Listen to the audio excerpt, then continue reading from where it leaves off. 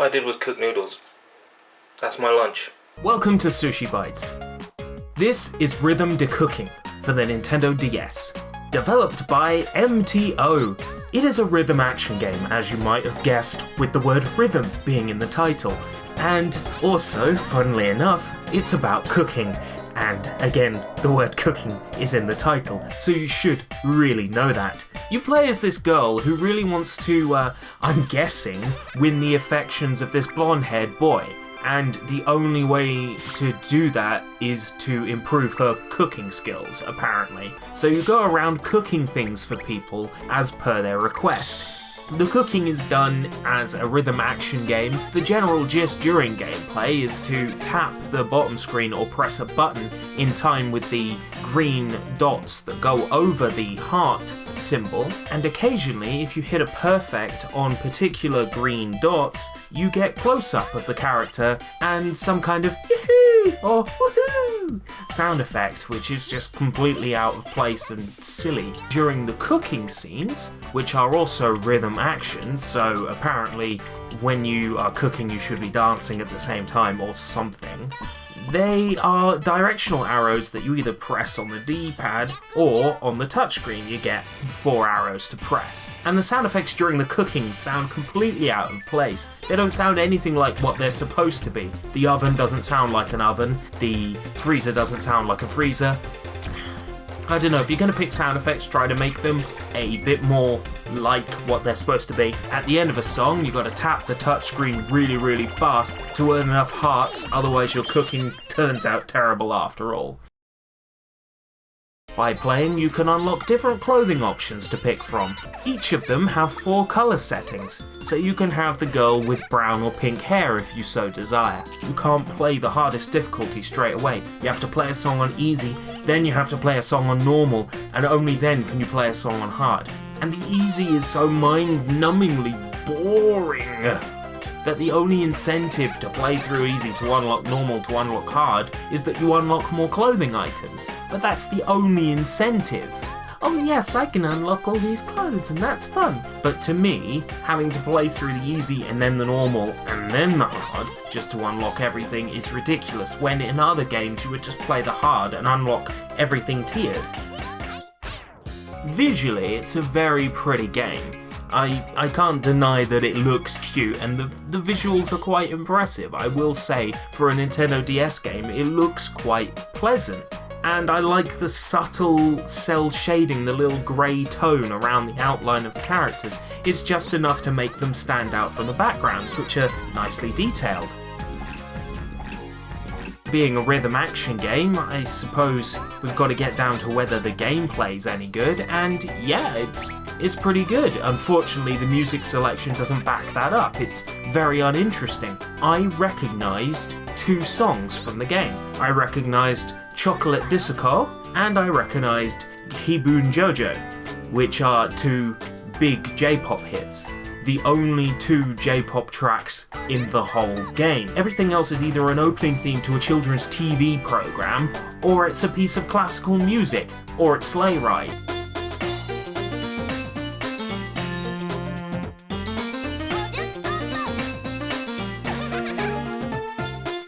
Seriously, it's May. I don't want to hear Sleigh Ride. Oh, the game is just so saccharine. It's so sweet. It almost makes me sick, but I know it's designed for little girls, so it's understandable that it's all pink and sugar and sweets and cakes. Why can't we cook something interesting though? Slurp it, suck it, I know you all like it. Slurp it, suck it, I know we all like it. Perhaps one of the most annoying things about rhythm decooking is the amount of text. Now, it's in Japanese, so of course I don't understand it. I'm sure it's riveting to those who do, but you can't even skip a cutscene. Like, if you could just press start and skip it, that would be fine. You know, I would be happy with that, and I wouldn't have any room for complaint, but you can't skip them.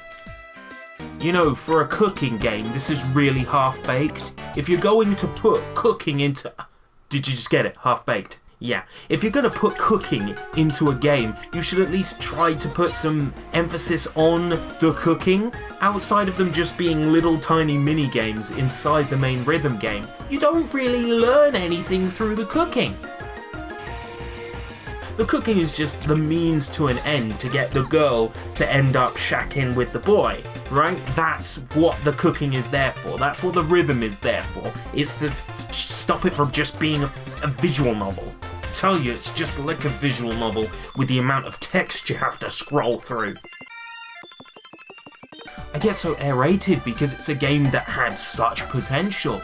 You take Cooking Mama and you add Guitar Hero to it. It's got the potential to be brilliant, and it's just not quite there. It's okay, but it's just not quite there. It's just not quite brilliant. And that annoys the ever-living daylights out of me. Rhythm de Cooking is a solid offering in the rhythm action genre, and well worth checking out if you're a fan. However, it might be too easy for you, or you might not like the aesthetic of the game. If you do like the aesthetic of the game and you find it too easy, there are other games in this style that are better. Rockin' Pretty and Kira Kira Pop Princess, two games in the same style that are a lot tougher and offer a much better challenge for seasoned rhythm action players, and don't lock off the harder difficulties, which are still dead easy, after you've beaten the first two. When I had the idea to do a SushiBites on Rhythm to Cooking, I thought I was going to be able to be very positive about the game, but to be honest with you, playing it again, since the first time I played Rhythm to Cooking, I've really come to realise how shallow and uninteresting the whole game is, and for that reason alone I can't fully recommend Rhythm to Cooking. And dancing in the kitchen, seriously, what? Hey DJ, say yeah, yeah, yeah. 기분 좋죠, party 어떠세, 어떠거라세 party right. 너무 right. 네 안에 어떠해, hip hop people can't get it on me right. The number.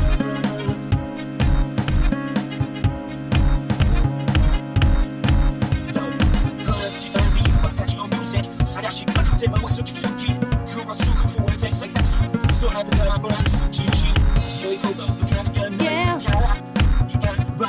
사약은 나희니 그 사이 가오든 여보 그 공동이 가지 저의 이름이 너한테 댄주를 가라다 유라소요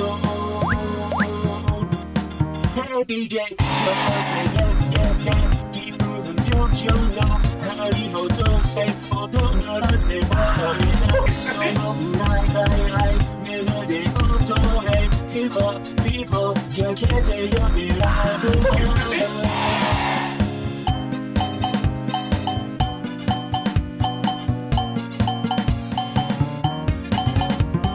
Sundays and rainbow yes I was a rainbow You need to pass it like a dolly blue shoe. I'm dancing on the building beat. Cause I made you a book. Tell she find it night. Let's go. Here we go. Hey DJ, just shut it yeah. 기분 좋잖아. 남이 너한테 아직에 더 be fine. No right. melody 어떠해. Hip hop people, I say my name. Miracle number.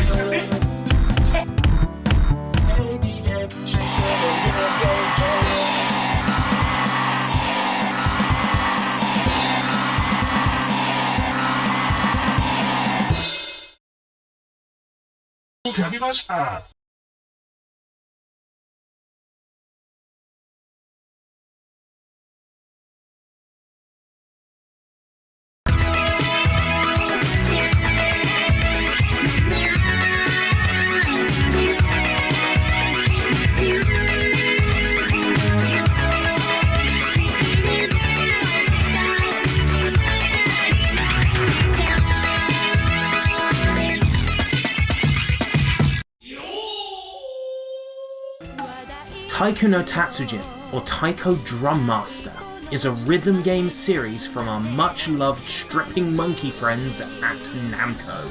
It saw one console release outside of Japan, but where it saw its strongest success was in the arcades. I remember seeing all those rip-off drumming games that followed in its wake. Taiko's got this special reason it's so great. The bloody Taiko drum itself. Taiko drums are these huge, majestic percussion instruments used by the Japanese to rally troops into battle, providing a rousing and loud drone to entice soldiers to take arms.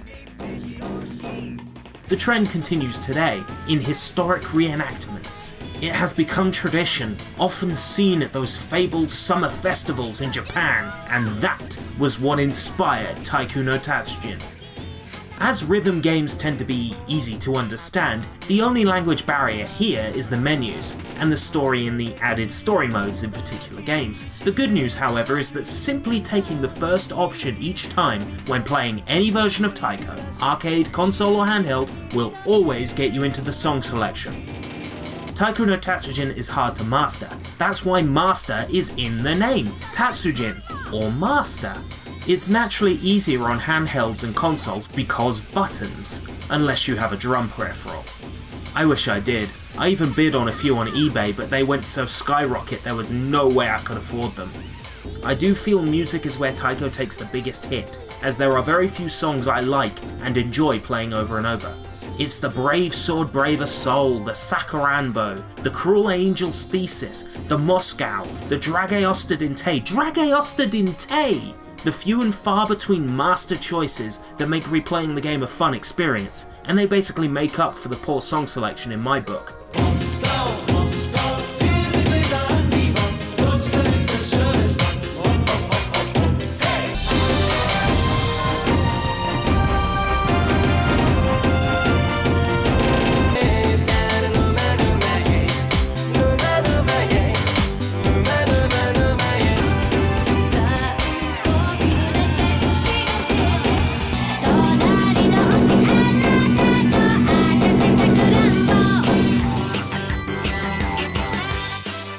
I get that Guitar Hero feeling with Taiko no Tatsujin, as though the songs were picked based on their popularity and what songs would shift copies, and not on what would be great fun to play in this game.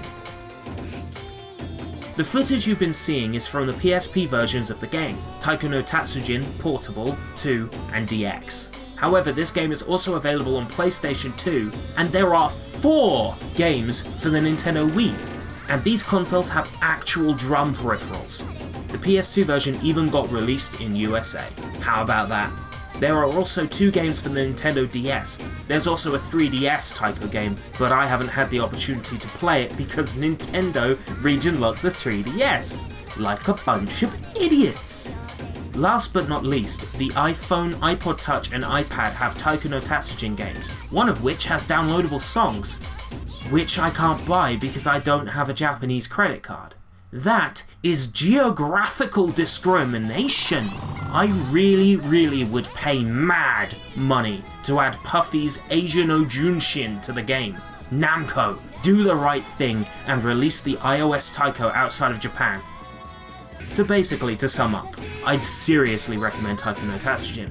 If you're in the US, or can play US PlayStation 2 games, do consider Taiko Drum Master. It's not a crippling localization, and it even has Dragon Ball Z's Rock the Dragon. You know what to do. This has been SushiBites. Thanks for watching.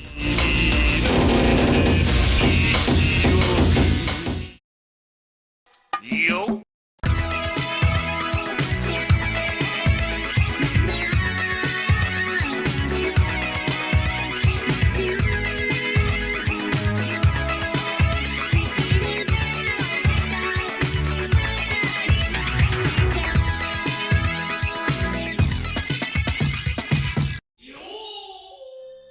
K-On! Houkago Live HD version is a remastered version of the original PSP game. To call it a remaster is awfully generous, as the game is nothing more than the PSP version presented in glorious 720p. This is hardly grounds for complaint though, because the game is excellent. It is based on the hugely successful K-On! Animated series, and tells the story of a group of schoolgirls. They play music, drink tea, and eat cake. The series is a light-hearted chuckle with some heartstring yanking moments. It is worthy of a watch if you're even remotely interested in good music and slice-of-life stories.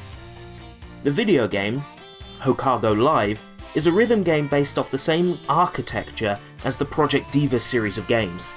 The goal is to play one of 5 instruments, keyboard, lead guitar, drums, rhythm guitar or bass, with enough accuracy to complete each song and unlock new items. After beating a song on hard, you unlock this small black book with a gold print on the front. This is the secret score, and the secret score makes songs harder, much harder.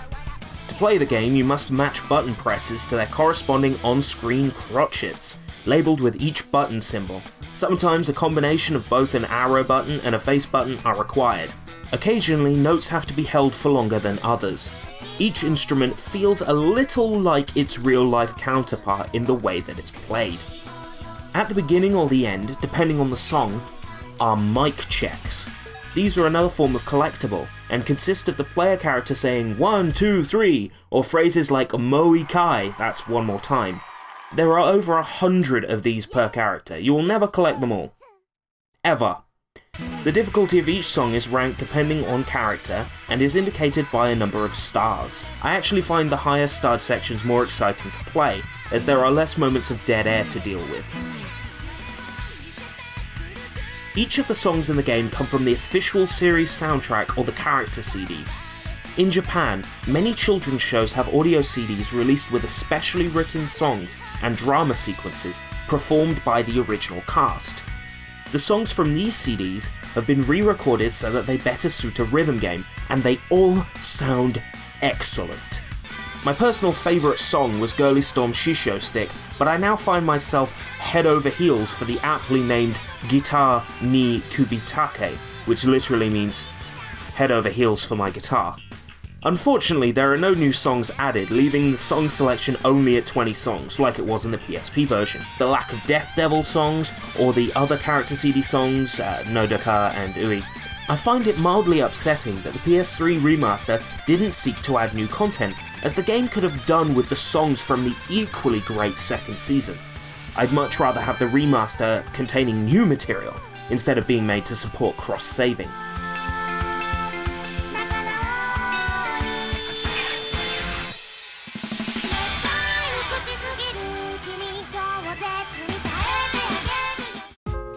Availability, medium. It's pretty easy to get hold of this game.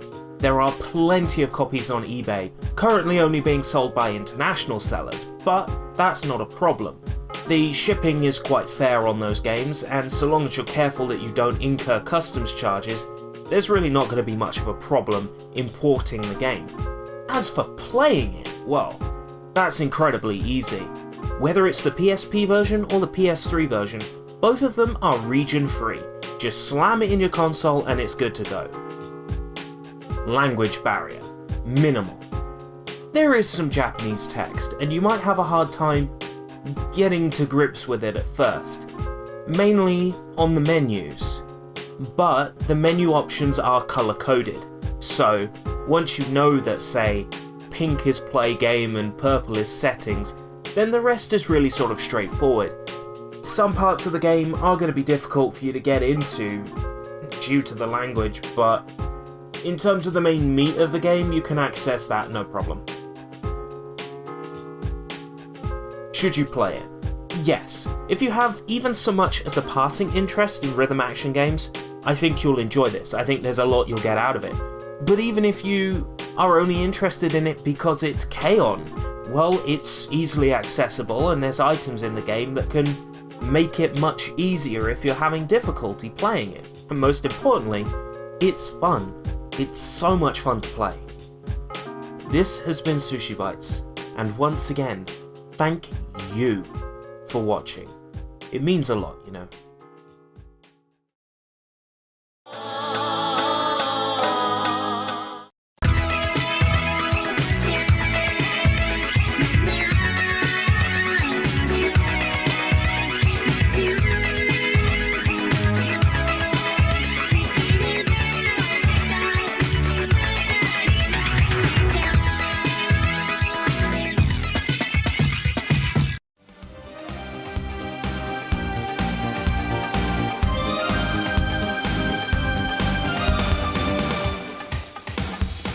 Dog of Bay is a rhythm action game where people dress up as dogs and do stupid dances. Well, I hope they're people dressed as dogs, because otherwise this game turned me furry. It was developed by Cavia, the developers of Nier and Drakengard, and Marvelous Entertainment, the brains behind a lot of the modern Harvest Moon games.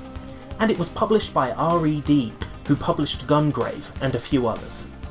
It was released in 2000, when the PS2 was still in its infancy, and as such the game isn't as involved or as large as others on the system, but in turn that gives it a quaint charm that has probably increased over time. The story of the game is basically a love triangle between Camus, pretty boy over here, Johnny, the hotshot, and Sarah, who I'd seriously turn furry for. The rest of it is kind of meaningless as a whole, and difficult to follow because I don't understand Japanese. The story progresses through FMV sequences and these song and dance routines. Each set of stages increases in difficulty, and the game culminates in a tricky dance routine from Sarah herself, before she and Camus fall in love. Ah, delightful. The game can be tricky at first. Instead of a note highway like in Guitar Hero, or a vertical scroll like DDR, or even a horizontal scroll like in Taiko, you have this weird, wavy line thing. When notes are upward facing, they indicate either up or triangle, depending on whether they are on the left or the right, while the downward ones are either down or cross. When the jewels that look like they were ripped from Spyro the Dragon flash and emit light, you have to press the button. But the timing is confusing, really. To score big, you have to press it as the large heart pulsates in the centre of the screen, and not a moment sooner or later. The game is beautiful. It has aged well in an alluring way, still looks the part mostly. Dogs dancing, what more could you want? And those top-of-the-pop style screen effects, it's amazing watching it back and not having to press notes. I can see all the silly stuff going on in each stage. I mean, just listen to this guy, he's having a wonderful time.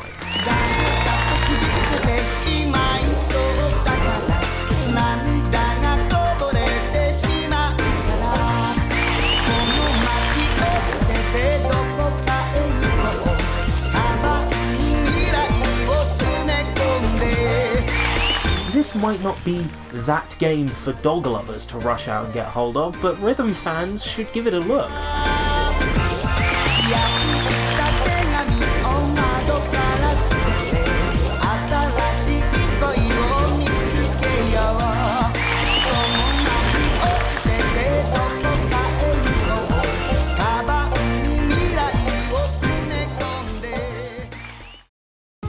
Availability.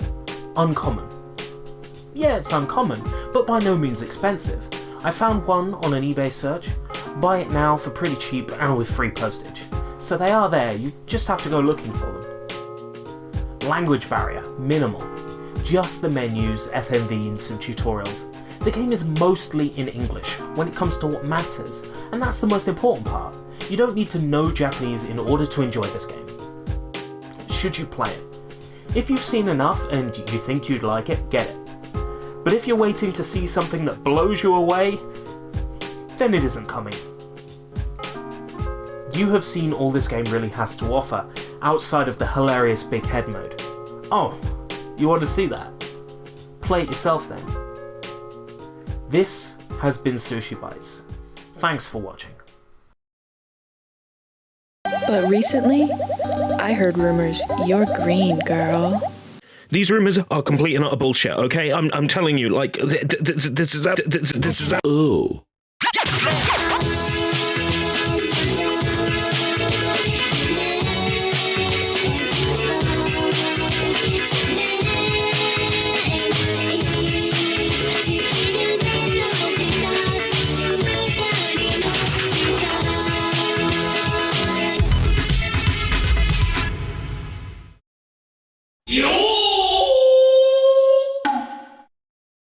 Pinky Street is a range of Japanese figurines, and it's as lovely as it sounds. These pint-sized anime cuties are very collectible and affordable. Sort of. They can be switched around, mixed up, head, hair, clothes, all interchangeable between the figures. They're quite frankly adorable. These toys took off like a wildfire orgy of birchmen, and predictably this led to the development of two video games, Kira Kira Music Hour and Kira Kira Music Night. Wow, both got localizations in the PAL regions, as Kira Kira Pop Princess and Pop Town. Pop Princess is fairly easy to come by, but the sequel Pop Town is rarer than the waste product of a wooden equine mammal. Rocking horse shit. Very, very funny! Oh no, you can piss off. It's your turn next week. Just go. I would take the time to discuss Kira Kira Pop Princess and briefly its sequel, as I feel these games are underappreciated. This video game has a narrative that focuses around the ever-so-shallow Gabby, a blonde-haired klutz who wants to be a really awesome dancer. Now where have we heard that before? In just about every teen drama, that's where. By being in the right place at the right time, as opposed to the wrong place at the wrong time, which is why I missed my own wedding, Gabby gains ownership of Anna's Angela, a swanky club in White Hill. She must travel from White Hill to the different sections of Rainbow City to learn their dance styles and so forth before eventually facing off against her rival Elvira, then a fish saleswoman, and eventually her mentor, who gave her the club to begin with. The story needs work, but the writing doesn't. The script is so endearing, and the characters they're a hoot. There are lots of jokes, and it seems for the most part that all of the Japanese humor is intact. The game just oozes cute and is dripping wet with charm. Just look at it, it's so saccharine, so kawaii. Kira Kira Pop Princess ends in a massive dance-off, by which time you'll be climatized to the game's ridiculous difficulty level. The final battle is actually hard, so expect to lose. Wear a one-piece suit and try to look sexy, it boosts your score. No really, I can vouch for it. Your clothes actually affects your score. You also cannot take on some of the dance battles at all without changing your clothes, just like in real life. There is clothing and hairstyle customization, which all plays into how well you score and what people think of you. I love the soundtrack in this game. There are songs designed to sound like classic NES themes. There are also rock songs, traditional songs, Japanese ballads, PriPara, and hip-hop songs. All of them are composed specifically for the game and sound amazing in earphones. To dance, you need to turn the DS so the screen's a portrait. You have to hold it like a book. Then you need to tap or drag in the right spot and with the right motion to successfully pull off dance moves. I still don't quite get it, but after a few attempts I managed to get each of the songs down. Also, you can ad-lib while dancing, a necessity on later songs. You do this by swiping up, down, left or right in time with the start of a bar where there aren't any notes.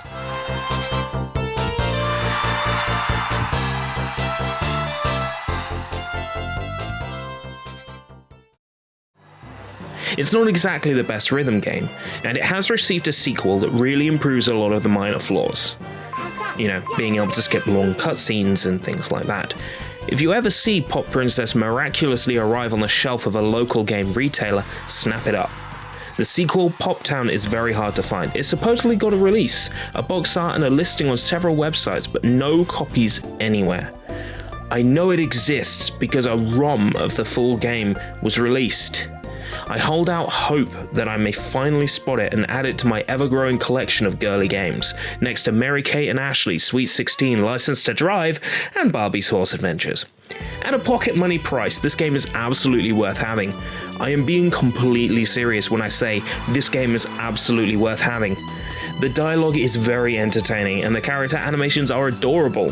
The style is very pleasing and the overall presentation is of a very high standard. If you ever see Pop Princess, buy it. Buy it immediately. As for Pop Town, that is extremely rare but also worth your attention. Instead of playing as Gabby, you now play as her rival Elvira. But good luck, the difficulty is off the charts. Got it!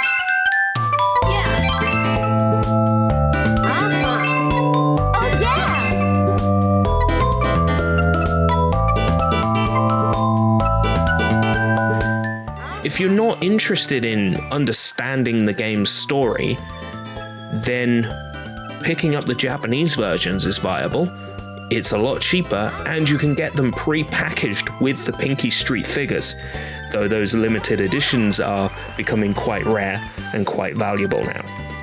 This has been SushiBites. Thanks for watching. Now, if you excuse me, I have to go to eBay and order some more Pinky Street figures. Oh, someone stop me from buying more of these figures. I can't control myself. Oh.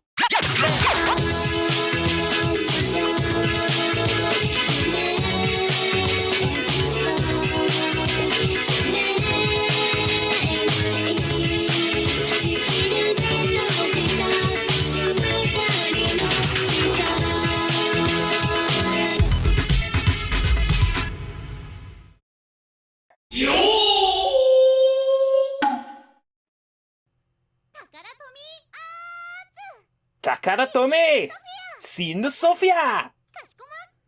Crywear! PriPara All Idol Perfect Stage. It's time to get my perfect idol on.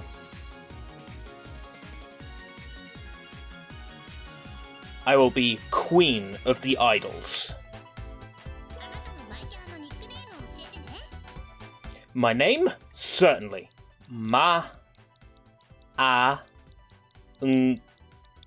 Ko.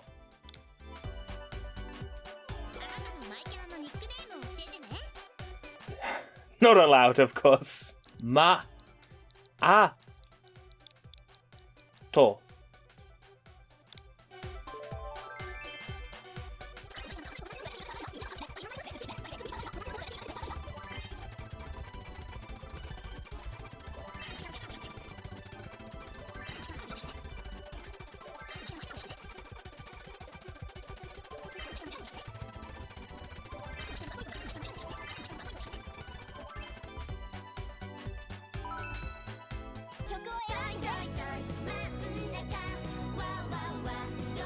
Well, I might as well start off with the first song and see how it goes. Oh, right, I see. Okay. Oh, school uniform all the way. Yes.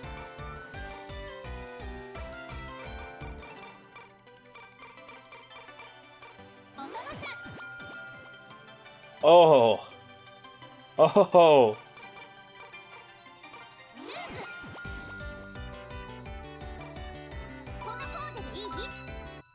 That's more like it.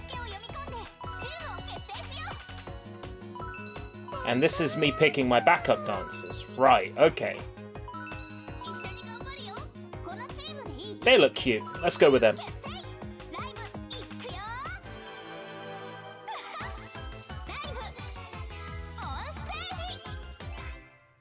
This is amazing. Right, so up, down, left, right, X, Y, 8, right, so it's just buttons. Okay. And rotating the analog sticks. So no motion controls.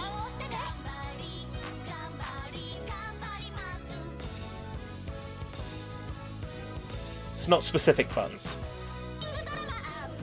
There is so much happening, and I don't know what any of it is.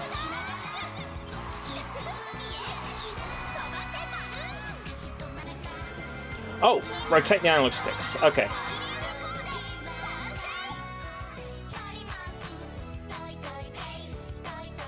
This is so cool.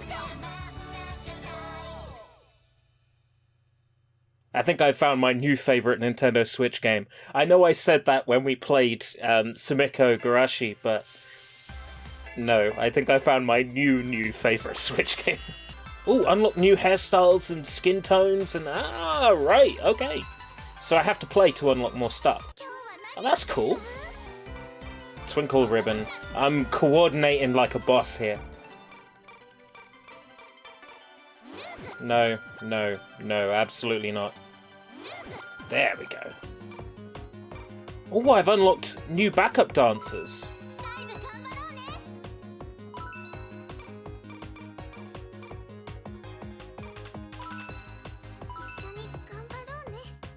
This is so sweet. So what is it? It's an idol show with magical girl elements. So sort of like Pretty Cure then, but they're idols.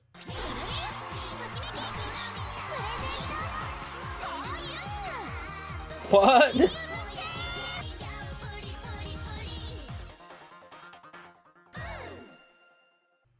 We are experiencing the Nintendo Switch's best game.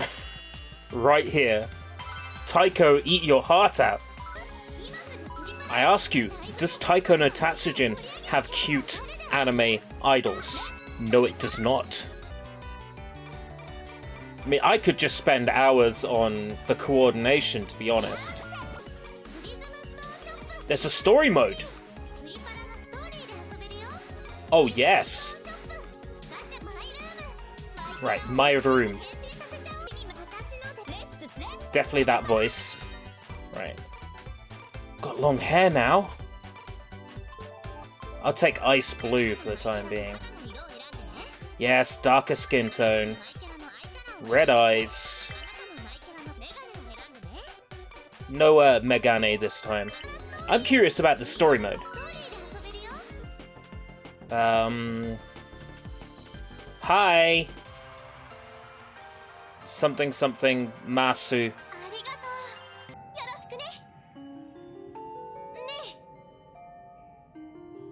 The top one?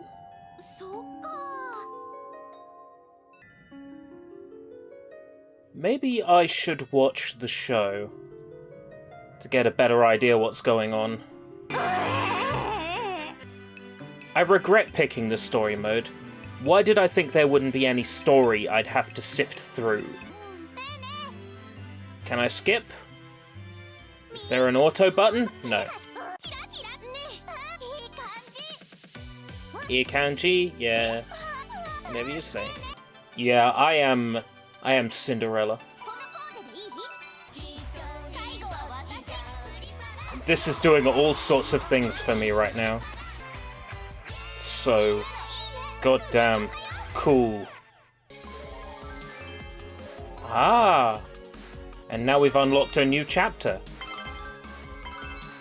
And some new hairstyles and backup dancers.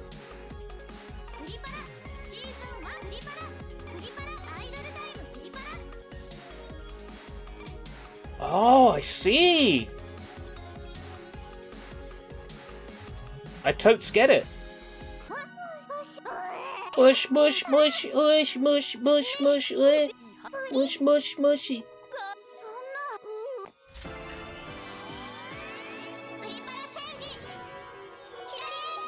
I don't play as my custom character this time.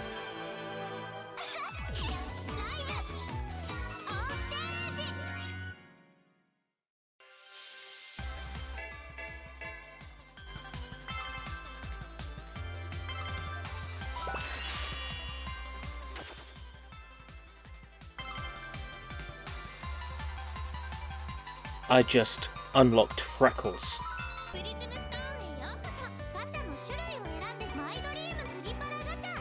Alright, gacha machine. 100 coins per play. It actually is a gacha machine. Because of course this is a Tomy property, so they can actually use gacha machines. So what's my dream? That's that looks like unlockable presets. And then this one is just for accessories. 10 plays. Yep, let's have 10 plays of the machine. Ooh, I gotta rotate. Ooh. No, they're special clothing items. I've unlocked 10 items. Oh, you can also preview them. Straight from the results screen. That is cool. I like that one. Ooh. This one is called Car-Mageddon. And it's also a play as 100 coins. Let's have 10 items out of Car-Mageddon.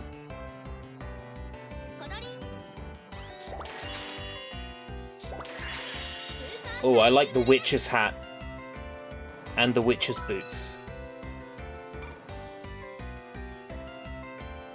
It's a bit smaller than I expected a witch's hat to be.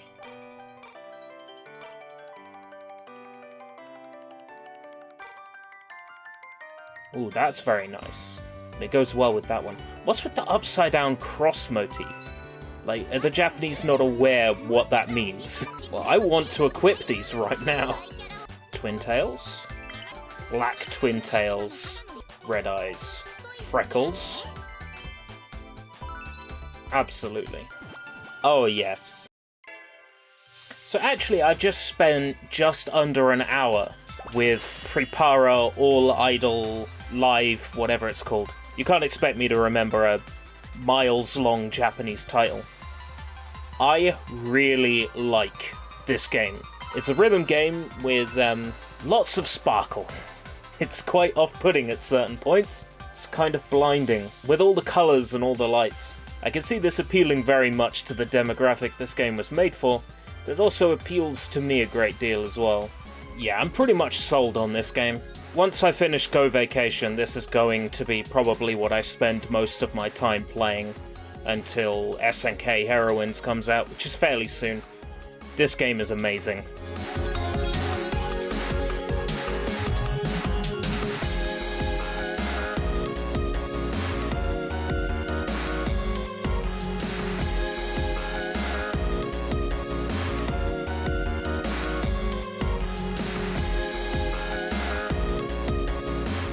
Oh.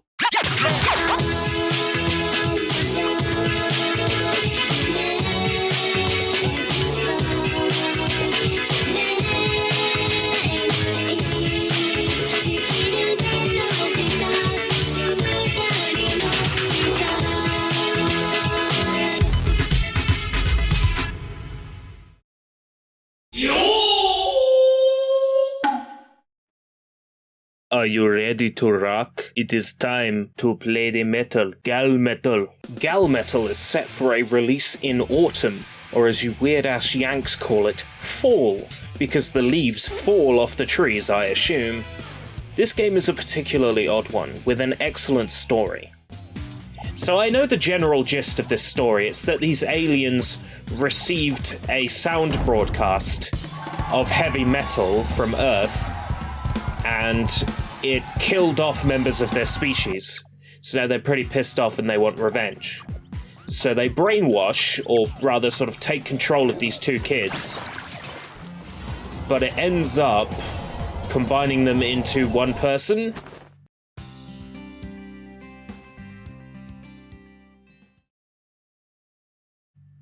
So the boy is now in the body of the girl and is incredibly freaked out.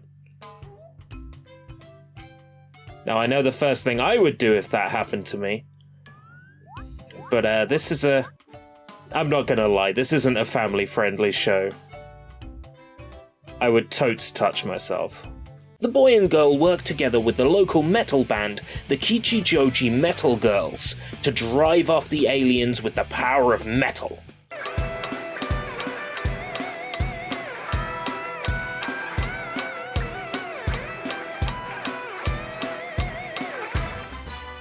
Sometimes it's Reggie stealing my inputs as doubles when they're not. See, this is why motion controls are shite. 30,000 metal power. I was getting like 900,000, so I'm probably fine.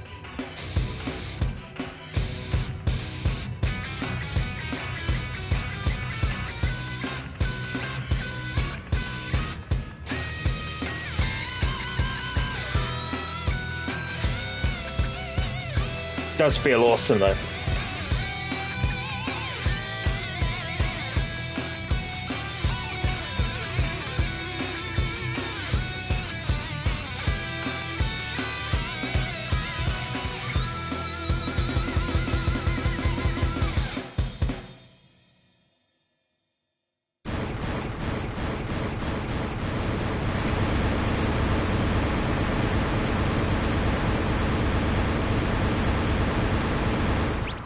Boom. The story is told in these gorgeous looking manga panels and through text messages, and the general flow of gameplay is in a time management mode where you can choose to practice drum patterns, hang out with your friends, and even perform together to iron out the kinks. We've been teleported to space. Okay.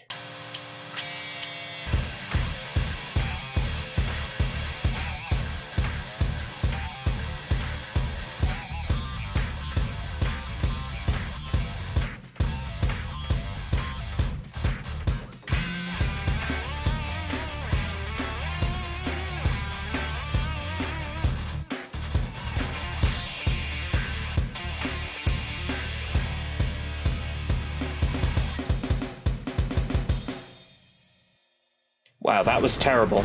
The game's visuals were created by Toshinao Aoki, who has designed lots of Pokemon trading cards. The style is unique and looks stunning in both handheld mode and on the TV.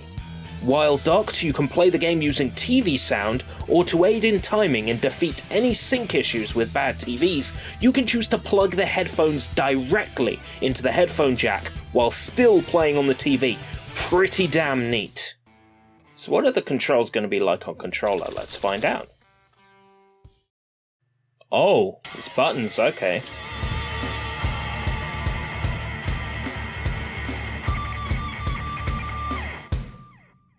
That was awful. It would be nice if they gave me like a metronome to work to or something. But being expected to keep time by myself is really difficult.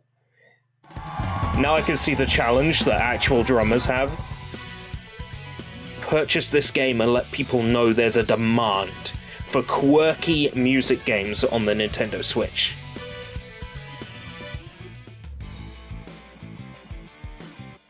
So I've got 5 stamina left. Enough time to enjoy some fast food.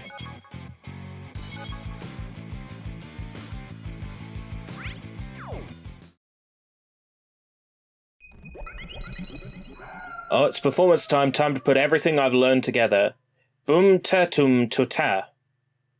Boom tatum tuta. Boom tatu tuta. Yeah.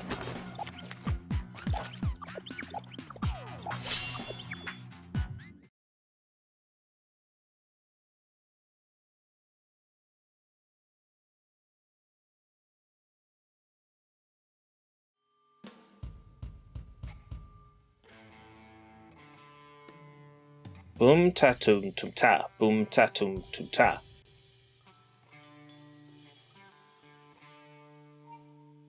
Can't remember the other one though.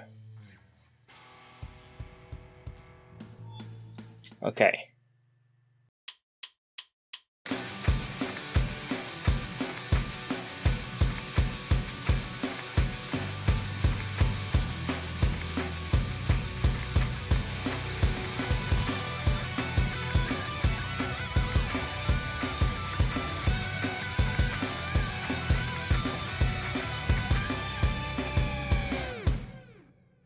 Okay, somehow I managed to pull through that.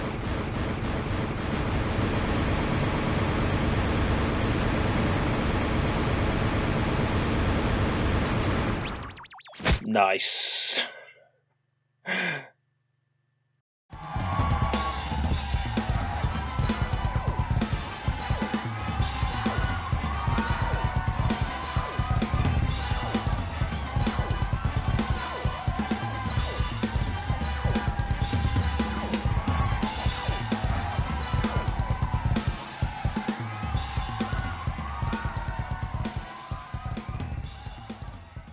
Okay, so that's more or less an hour I've just spent with GalMetal. This is quite frankly one of the coolest Switch games I have played. The motion controls are not great, but playing it on the controller is a lot more fun. I imagine it's probably even more fun in handheld mode, with the on-screen buttons, but with the controller it's quite fun. I'm super stoked that this is getting an English language localization. This game belongs in mine and your collection and everybody's collection.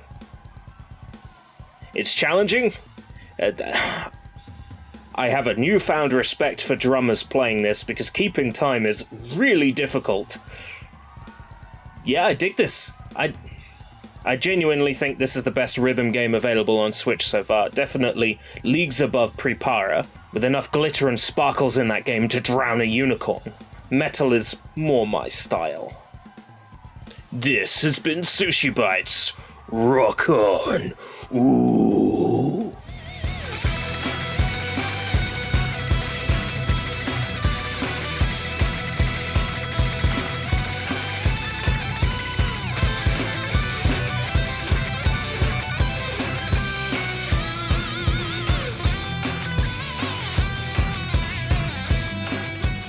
Oh.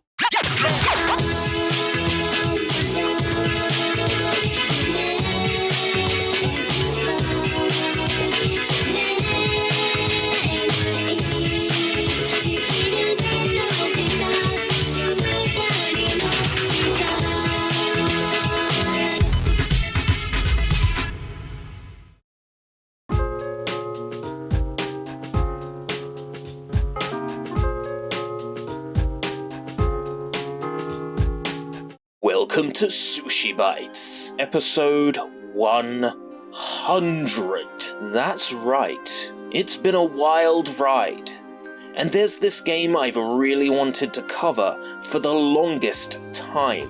I've written scripts and lost them to the annals of history. They've been on hard drives that crashed, or they've been scribbled in notes on phones that got destroyed. This episode is the reason why SushiBites had that year-long hiatus way back. I was determined to make this game episode number 50, and kept chipping away at it. I ended up doing Virtua Fighter 10th Anniversary for the 50th episode, if you recall. Every time I worked on this episode, something would happen and I'd have to drop it. Now finally, at episode 100, Tempting Fate, I bring you Os, Tatakae, Ouendan. Literally go, fight, cheer squad for the Nintendo DS.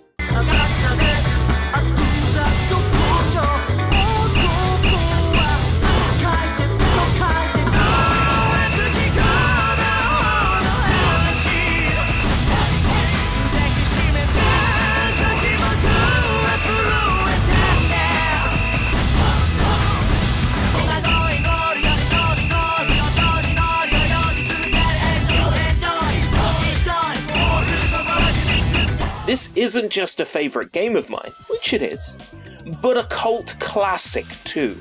I'm not going to do this game a disservice by calling it one of the greatest rhythm games ever made, no. This game and its two sequels are the best rhythm games ever made. I'll make no goddamn bones about it. These games were born from the mind of Keiichi Yano, saxophonist, composer, and video game designer extraordinaire. His flagship title, Gitaru Man, was a title I had almost carnal familiarity with. And who wouldn't want to know Kira inside out? A rhythm game starring an unlikely young boy named Yuichi, who turns out to be the legendary Gitaru Man, savior of the galaxy. It featured difficult gameplay, married with the music of Tomohiro Harada from the Japanese band Coil, and the artwork of Mitsuru Nakamura. It blew the mind of 12-year-old me back in 2002 with its uncompromising style and aplomb. When I heard the director of Gitaru Man was working on a new rhythm game, this time for the latest Nintendo handheld, I did everything I could to land myself a copy. In the early days, yes, that was ROMs and a flash cart. You didn't have much of an option back then. The game showed no signs of localization, and buying online was the price of the game new, plus a markup, and what was at the time exorbitant shipping from Japan. You can pay $100 if you're a maniac, but some of us are money-minded. Even now, I find it convenient to keep the game on a flash cart for ease of access. The game looks nice on my shelf, but the flash cart is way more convenient on the go.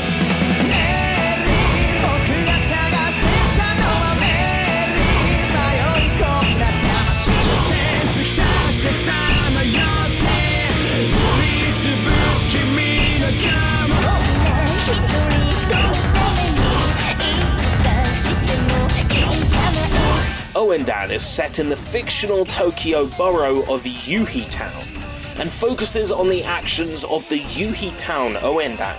They're dressed in black gakuran, with red armbands, and dish out their own charismatic form of cheering to help people through hard times.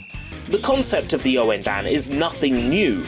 They have existed for a long time in Japan, often gathering at high school sports events to offer their hot-blooded support to each team. Hell, even Team Rocket dressed up like Ouendan to cheer Ash on his way to Vermilion Gym to wreck Surge's Raichu. We are the Challenges cheerleaders, and we're here to show our support for the brave Pikachu and Ash! Rah!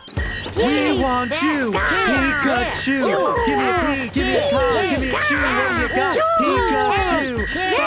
Pikachu! Os Tatakae Ouendan takes this as a base concept and runs with it out the window and into the sky. The Yuhi Town Ouendan help, amongst others, a fat Cleopatra lose weight, a washed-up pottery crocker get inspired, a horse defeat a burglar, and they even take the time to assist a recently deceased young man in reuniting with his girlfriend one last time. That last one is an example of the tearjerker stage, which is present in all 3 games in this series, and it is certainly something they enjoy coming back to regularly.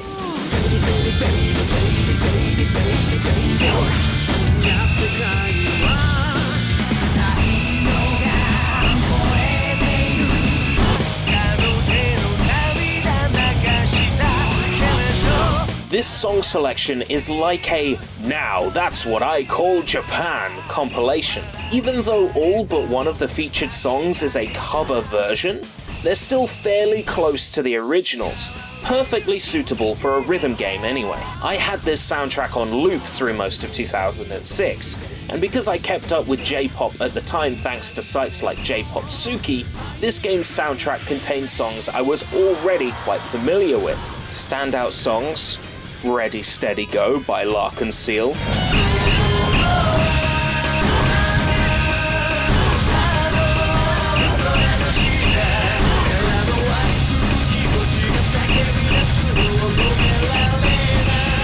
Kokoru Odoru by Nobody Knows Plus,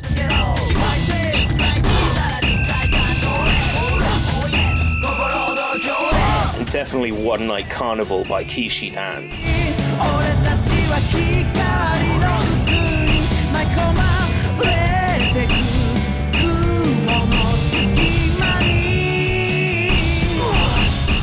To succeed in this game, you must tap the circles that appear in time on the touchscreen of the DS. The better your timing, the more points you get. Sometimes you have to drag the stylus, other times you have to spin an on-screen wheel. Your performance changes the outcome in each scene, shown on the top screen in gorgeous manga panels. If you don't do well, the ki meter at the top of the screen drains too much, and you will lose.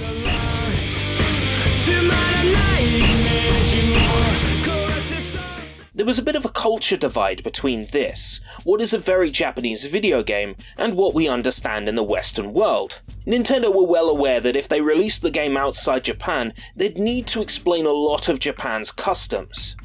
Many believe this to be the contributing factor to the bizarre and unexpected move that Nintendo made next.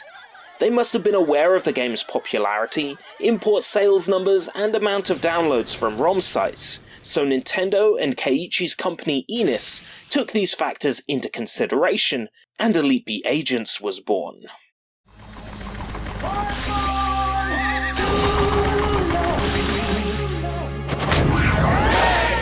Mission!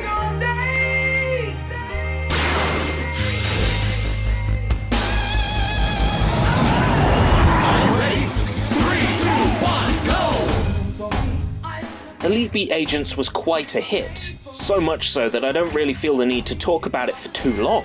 But I'm sure there's people out there who didn't even realise that Elite Beat Agents started life as an entirely different game from Japan, Elite Beat Agents focuses on Commander Khan's agents who, much like the Ouendan, turn up to encourage people to carry on through hard times. The soundtrack was replaced with English language pop songs with worldwide appeal, and the game wasn't even released in Japan.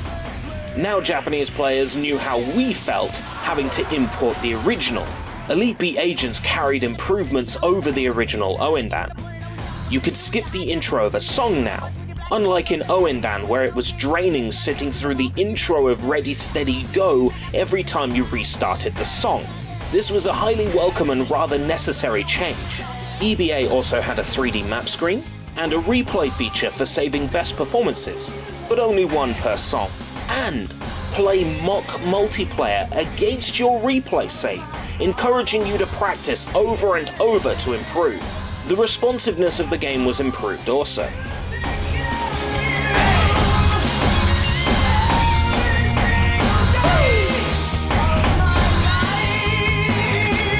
Elite Beat Agents is not to be trashed for being a westernized version of Ouendan. I remember when it was announced and that short video appeared on the Nintendo website, I was incensed that it wasn't Ouendan. But once you fire the game up and the first song is Walkie Talkie Man by Stereogram, you simply can't hate it.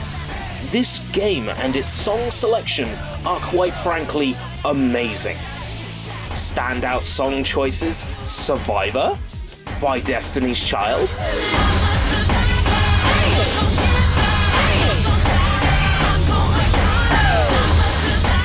I mean, the rest are all great too, but it has fucking Survivor. What else do you need? Oh, and this game is responsible for forever ruining the song You're the Inspiration by Chicago for me. That's right, it's this game's tearjerker. It's set in this dreary scene where a young girl is sad because her father has died and can't make it home for Christmas. And through the will of dance, you actually bring him back as a ghost for one last Christmas. And now I can't stop crying when I hear it. I also forever associate the song with Christmas now.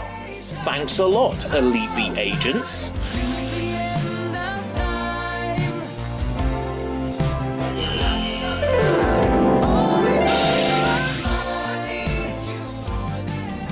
After Elite Beat Agents, a sequel to Ouendan, Moero Neket's Rhythm Damashi Os Tatakae Ouendan 2 was released in Japan. And if you, like I, had thought these games could not get any better, you'd be shocked to see just how many amazing quality of life improvements were made. DS games had crunchy sound, but Ouendan 2 was the clearest audio I had ever heard out of the Nintendo DS. You could save up to 30 replays across any songs. Now you can skip the intro of a song and the outro. Excellent for repeat attempts at higher scores. The soundtrack, fucking S-class. Not only does it include the master versions of Vista by Going Underground and Samurai Blue by ZZ, but the game's covers are also the best yet. I suppose I should mention that Kiban Jojo appears in this game, which was also in Rhythm Decooking, episode 9 of SushiBites.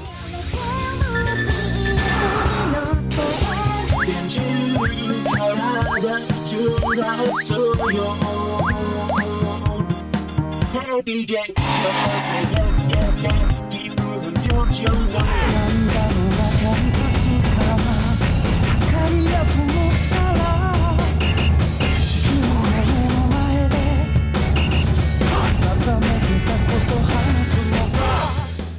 And then the finale song, Sekai wa Sore wo Aito Yabundaze by Samba Master. They couldn't have picked a better song to finish this series off, period. If you've ever watched Densha Otoko, this is the absolute fucking belter that serves as the ending theme to each episode.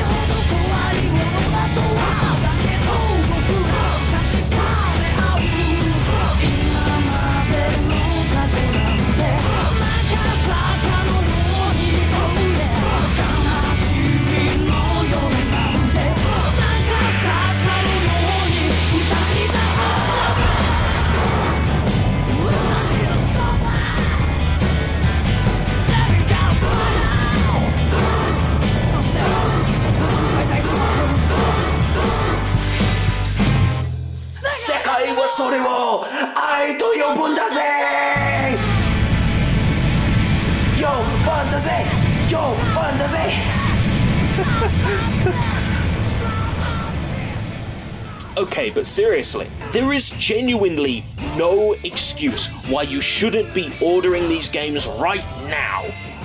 It's truly a shame that since this, we've only seen the Elite Beat agents and Ouendan crew as trophies in Smash Brothers. How great would they be as playable characters or assist trophies in the upcoming Smash Brothers Ultimate? Where is the fourth game in the Ouendan Elite Beat agents franchise? Oh, life is cruel. This has been SushiBites. Thanks for watching. Episode 100, baby.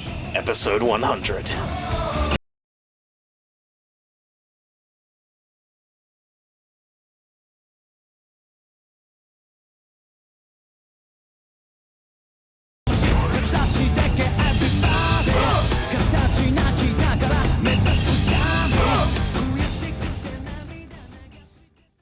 Oh.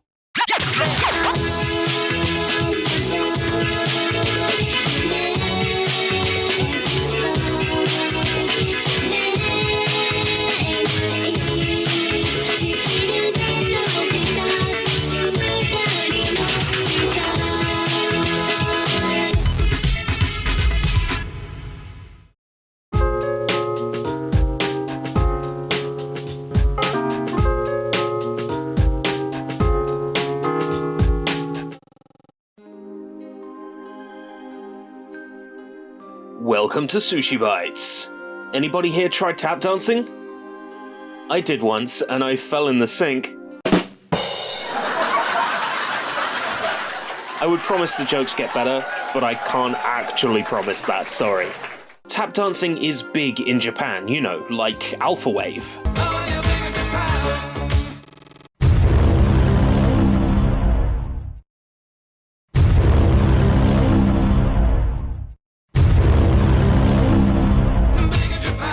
And there's no bigger name in the Japanese tap dancing scene than Hideyuki Higuchi, also known as Hideboh. Hideboh, do you know? He's been on TV, film, radio, starred in various commercials. And not only does he tap dance, he also does dance choreography too. A Higuchi of all trades. Here in the West, you might know Hideboh from his appearance in Zatoichi, the Takeshi Kitano film about an allegedly blind samurai. Remember that bizarrely out-of-place tap dancing scene at the end of the movie? There you go, you're starting to put two and two together. That scene was choreographed and directed by Hideboh. And to this day, at 52 years old, he is still very much active in his profession. At least if his social media accounts are anything to go by. I would say that he tap dances all the way to the bank, but seeing as nobody is allowed to go anywhere right now, I'll settle on saying he tap dances all the way to the bathroom, and then falls in the sink. In 2014, a video game was created using Hideboh's likeness, and hopefully he knows about it. Titled Hideboh Tap Dance Hero, the player assumes the two left feet of a young boy named Stan, who wishes to be an exceptional tap dancer, so he trains under the legendary Hideboh, like under his tutelage, not actually under him. That would be weird. This game was released on the PlayStation Vita, making this the second Vita game ever featured on SushiBites. To be frank, I could play games like these all day long. I just blew all of her clothes off. Episode 59, Bullet Girls, fun times. When released, Hideboh Hero retailed at 4,800 yen for the card version, approximately $44 at the time of its release, and digital for around $7 less. I first discovered the game in 2015 when it was a free download for Japanese PlayStation Plus subscribers. And I tell ya, that was an amazing freebie. The story of Hideboh Tap Dance Hero is as follows. In the near future, dance has become an incredibly popular form of entertainment, but interest in tap dance has waned. Hideboh looks up to the sky wistfully and reminisces of the days when the world knew the joy of tap dance. He discovers the young boy Stan in a back alley practicing tap dancing and the two become friends. I don't know what he was doing picking up kids in a back alley, but hey, this is Japan we're talking about. So our main cast consists of Hideboh, Stan, and the rest of the dance troupe. A young girl named Eri who was born to a wealthy family, and a tap dancing robot, Tap Hachijo Hachi, or Dame Roboto, owned by Eri's family. The game's main antagonists are Fly, Flo, and the robot AK Nanahaku Sanju, who end up befriending the cast after they prove their mettle in a clash on the dance floor. Underneath the tap dance theme, you've got quite a generic rhythm game. The gameplay is similar perhaps to Osu Tatakae Ouendan, SushiBites episode 100, though in this case the game is far more forgiving on inputs. Here's how it goes. Shoe or hand icons are tapped when they appear. They indicate either a stomp or a clap. Front heel or back heel icons provide multiplied score if tapped on the correct heel. Lines are tapped and dragged across. Free dance sections will take any input, so long as you're generally in time with the song. And pose icons at the end of the song must be tapped when they align to score big. As for regular inputs, so long as you're roughly accurate, you can cruise through the game's harder songs with only a little challenge, though scoring high is a privilege earned only through constant practice. As I usually say, easy to learn and hard to master. This game is notorious on Japanese forums for being exceptionally difficult. There are trophies attached to getting perfect scores in hard mode. Only rhythm game experts need apply for that platinum trophy and its ludicrous 0.1% collection rate. If you feel up to the challenge, Hideboh Hero has the goods. The story mode is the meat of the game, and completing this mode will unlock most of everything else. There are 15 story stages, each with practice lessons to get the song and rhythm inputs down, and a further 15 bonus songs unlocked when beating the game. A rhythm game with only 30 songs may seem like not a lot by 2014 standards, but I'm fairly certain these were all composed or arranged specifically for the game, and they're quite excellent across the board. The majority of which composed for the game by Rhythm Macho, who has worked with Hideboh before. I recommend checking out Rhythm Macho's SoundCloud. Some of this stuff is, as we say in gladiatorial circles, lit. The on-screen dancers were choreographed by Hideboh himself, and they're tapping away quite accurately to the song. While your inputs don't always feel like they match up with the on-screen dancer, the average gameplay does its best to complement the song's choreography, and the whole package comes off as clean and well made. The graphics pop off the PlayStation Vita's OLED screen with vibrancy, but they also act as a backdrop to the gameplay and don't get in the way. There are no distractions in Hideboh Tap Dance Hero, so the charts are easy enough to read.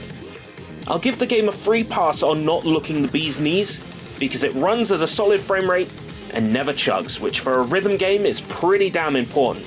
Much like the life expectancy of those who choose to go out without a mask and gloves, this game is short. Story mode will take you about 2 hours to beat if you're competent and watch every cutscene. The replay value comes from the trophies, especially shooting for that Beat All Songs with an SS rank on all difficulties trophy, that has claimed the sanity of many a Japanese player. If you enjoy rhythm games and you're looking for something to play on your PlayStation Vita to scratch the Bamani itch, you can choose way worse. Darasu may be a company who has developed and published a great deal of shovelware over their tenure, but this game really shines through as an exception to their low-quality output. Give it a go if you're looking for a bouncy, energetic rhythm game that won't break the bank. Hideboh Hero has been so rarely covered, and I thought it was time to get it out there so more people could learn of its existence. The Vita is home to some rather interesting Japanese releases, so we'll no doubt be returning to the platform now that suitable recording methods have been made possible. This has been SushiBites.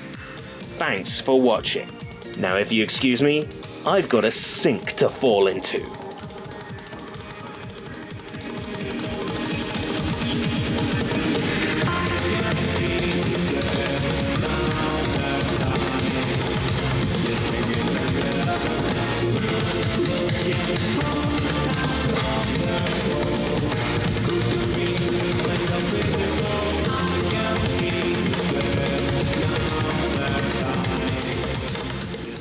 Uh-oh.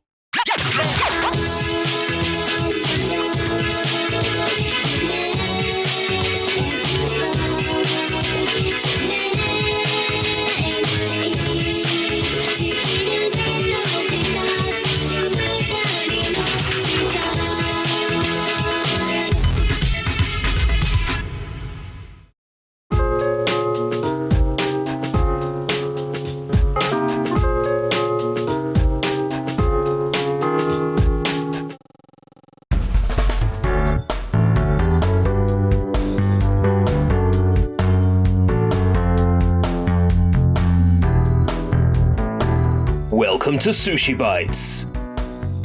It's pretty common knowledge that if you're playing Japanese games as a non-native speaker, you're going to run into a lot of problems understanding what's going on. I've shelved so many great and bad games that I've wanted to cover because getting through them would have required hours of bashing my head against the wall. I discovered a trick some time ago, and you're going to kick yourself for not thinking of this, but just play rhythm games.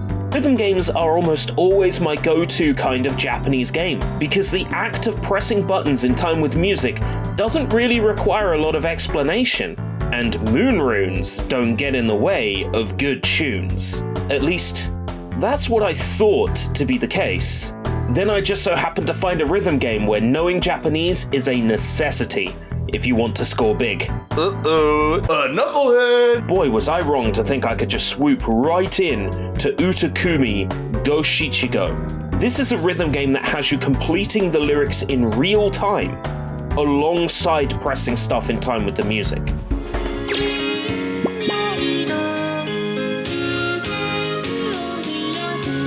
The better the lyrics fit, and the more they make sense, the more they score. But before we dive into the game, let's get some basic background knowledge on what Go Shichigo is. Sega.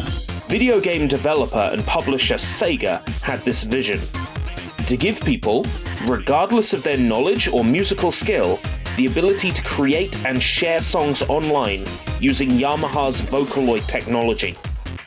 Without the need for digital workstations, VST plugins, and other extraneous tech. And all the user would need was their own iPhone. This idea would be called Projecto Go Shichigo, or Project 575. And at the start, 2 Vocaloid characters were created for the project, Azuki and Matcha. Here we have Azuki. Azuki has a overall red design, styled after the type of Adzuki bean for which she is named. She is a Gemini born on June 11th. She is very open and allows her feelings to dictate her actions. She's also incredibly affectionate and clingy towards her friend Matcha. And here is Matcha. As you can see, she sports a green aesthetic, styled after the green tea for which she is named. She is a Virgo, born on September 13th. And that number 13 definitely plays into her suspicious nature, as she believes in evil spirits. Matcha is somewhat of a cat whisperer, able to communicate in meows. Nya, nya nya nya nya. Nya nya nya nya. Oh. Nyatte. Along with the girls came a premise, a story. Azuki and Matcha are schoolgirls in the city of Kamakura. Kamakura, yes, queen! Bored of their daily routine and spurred on by a poster about food written in haiku, the girls decide to write and perform haiku-like songs and share them online, hence 575. The first Project 575 release would be an app called Go Shichigo Utayomi, or 575 Song Reader, and it was released exclusively for iOS on July 26, 2013. The app provides the user with empty song shells which they could inject a 575 haiku into. Just like that, they could create their own song. This is a haiku of the user's own design. They could put down any hiragana they want. The app was basically a song creation tool, with some gamey extras like interacting with the characters, taking augmented reality photographs, and some character customization features. Sega went all out with this property, with merchandising plans and everything. Figurines and teacups for green tea, a series of animated shorts, and of course, the video game. Sega released Uta Kumi Go Shichigo Song Builder 575 for the PlayStation Vita in Japan on January 23rd, 2014. This release bookended the 4-episode series of 3-minute shorts that aired on Tokyo MX and TVK in Japan. The game launched at 7,350 yen for the standard box release and 9,500 yen for the limited edition with extra merchandise. Adjusted for inflation, that's 78 or 101 US dollars in today's money. Song Builder is a cross between a rhythm game and a song building application, though you only have pre-made blocks to work with this time. No freedom to make them sing faku faku faku faku like I want them to. To progress through the game, the player needs to watch a cutscene and complete the short and medium versions of each in-game song on each calendar day. When playing a song, the player must deal with different types of notes, which are cleared in certain ways. Pink notes and varying effect notes are hit using the on-screen panels on the left and on the right. If they have a long tail, the on-screen button must be held down for the duration of the note and released at the end. Pretty standard stuff. Blue notes are hit using the back panel of the PlayStation Vita. I find it difficult to hit these in time with the song, but the game tends to be fairly lenient with these, so it's not a problem. And lastly, what makes the game not so simple for baka gaijin like me, song lyrics that are tapped on screen to inject them into the song. The better the lyrics you put in, the more you score. Sometimes it's pretty simple. There's a gap and one piece the perfect size, making the process easy. Other times there's a whole bunch of varying lengths, and you've got maybe half a second to slot in the correct words. I don't think my struggle with this and my lack of Japanese language understanding are mutually exclusive. I think Japanese players might struggle a little with this too. After beating the short and medium length versions of a song, you can unlock the long versions, but these must be purchased using in-game currency, which is earned by playing well. After buying a song, some word packs, character costumes and scenes, you'll easily blow through your in-game earnings. Getting through the game and reaching the credits is pretty straightforward, provided you're halfway decent at rhythm games. Getting those trophies is another beast entirely. If you've got a decent knowledge of the Japanese language, it's really not that hard to strike platinum, so I'm told.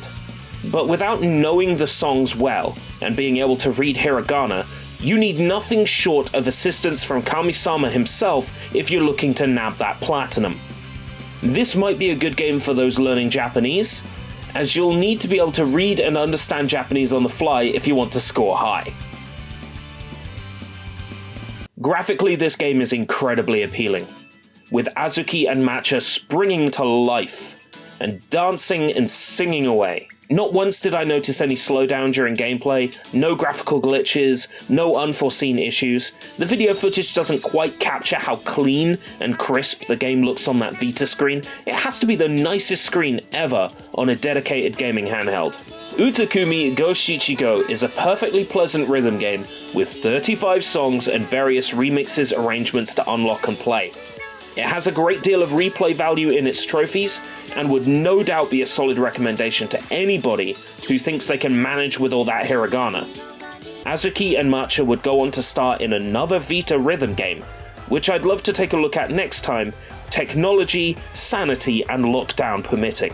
That's Uta Kumi. You have just watched SushiBites.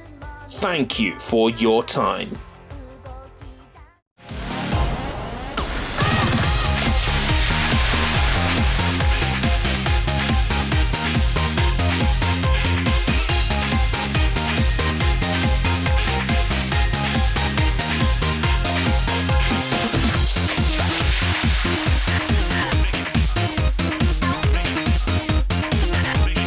Ooh.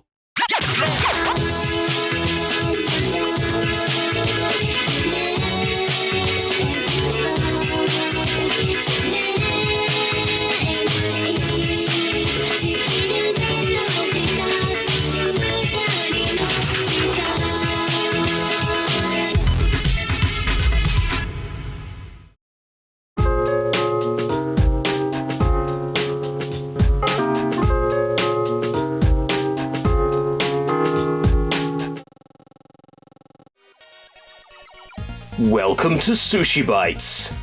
I like miracles.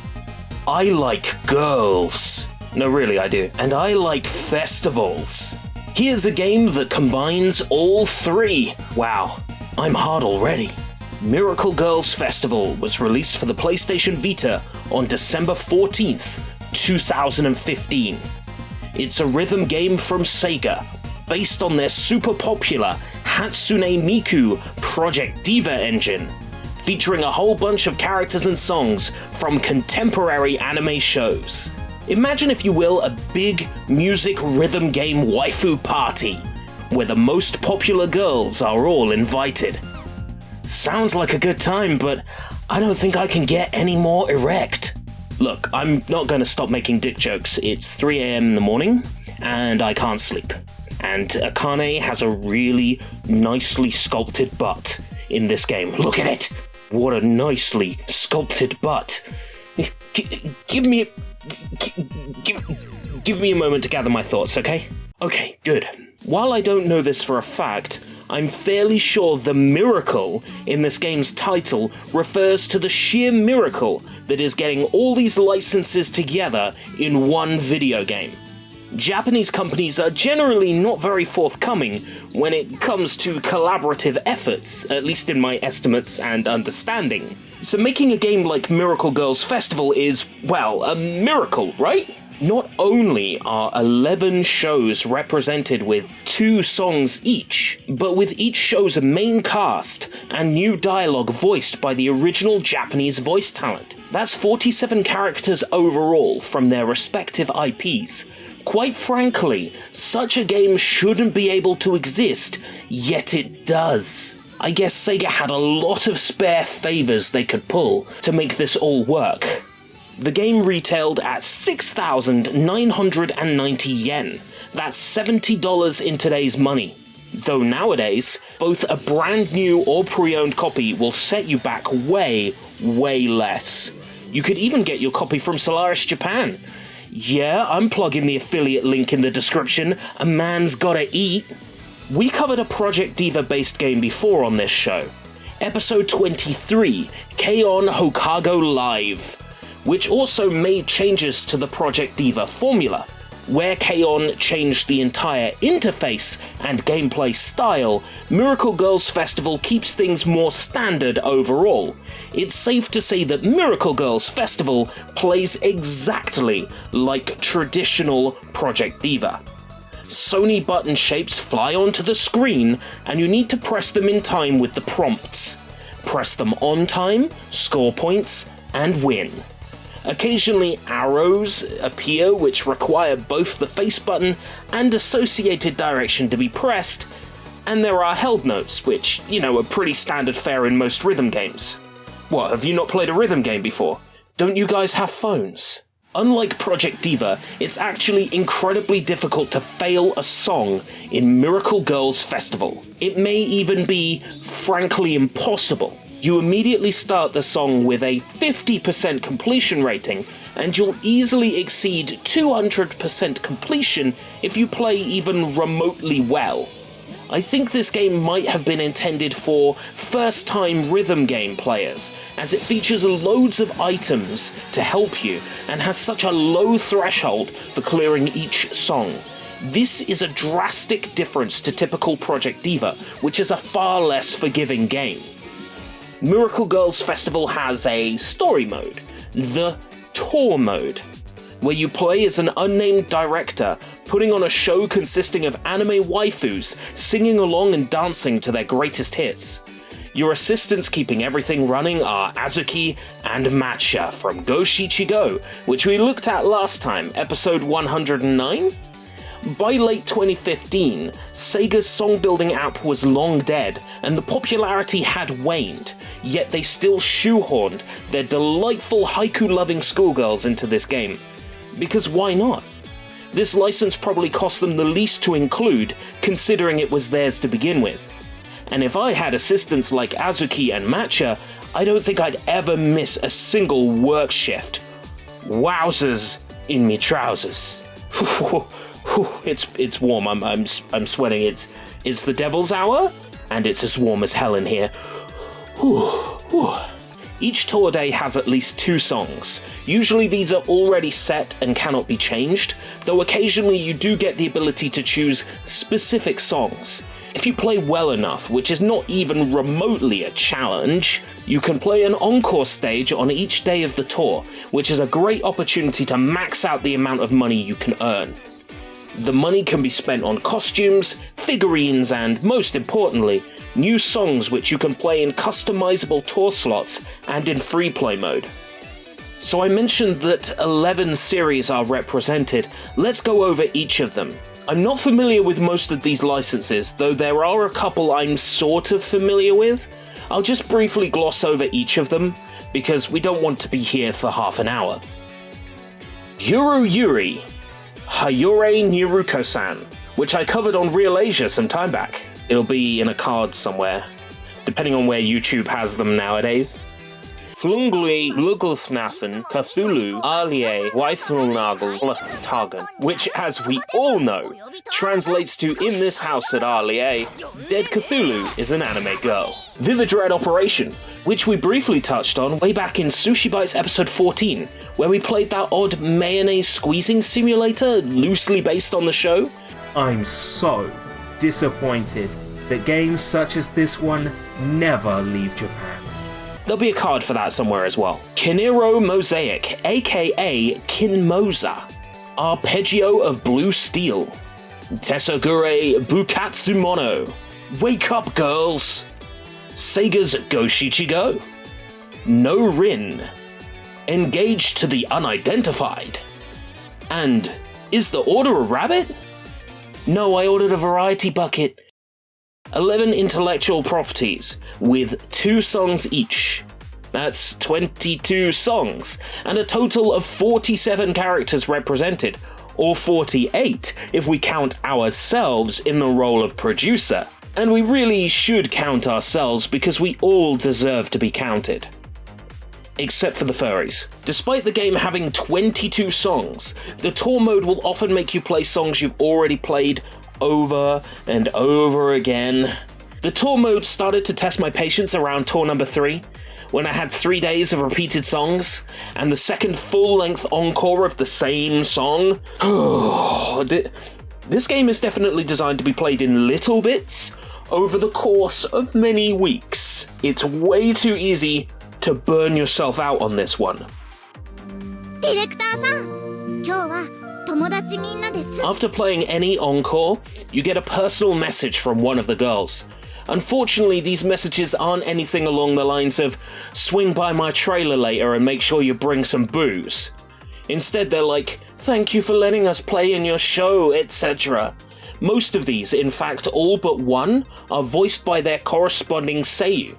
Unfortunately, before development on Miracle Girls Festival wrapped up, the voice actress for Kuko from Hayore Niruko-san, Miyu Matsuki, passed away due to lymphoma. Out of respect for her voice actor, Sega left the message without voice acting, instead of hiring a sound-alike to fill the role. Well, that's got me pretty down now, so here is a zoom-in on Akane's nicely sculpted butt. It is a nicely sculpted butt. You have got to admit it. Yeah, the game's presentation is tight. All the characters look spot on to the shows they're from. Miracle Girls Festival is a wonderful game. Absolutely. I can recommend it to any rhythm game fans, especially those with an interest in anything Anison. With its English menus, there isn't much of a language barrier at all. It's great on the go. But did you know it's also compatible with the PS TV console? This is the most mind-blowing thing. This game runs on PlayStation TV. It was never blacklisted, and due to the region-free nature of the Vita hardware inside the PS TV, the game is playable with 0 restrictions. It plays way better with a DualShock 3 or 4 anyway. Highly recommended to play it with a nice chunky controller for those responsive buttons. If you get Miracle Girls Festival, whichever way you play it, you really won't regret it. It's a gorgeous game with some really enjoyable songs and a breezy difficulty. It's a thoroughly enjoyable, wonderful rhythm title with a great deal of replayability. provided you're a fan of anime in general. Nowadays it's way past cheap, and it will take a good 10 to 15 hours of gameplay to grab everything. Space it over a few weeks and maybe discover some new songs or new favourite shows you never knew you loved. This has been SushiBites. Thanks for watching. P.S. Akane has a nice butt.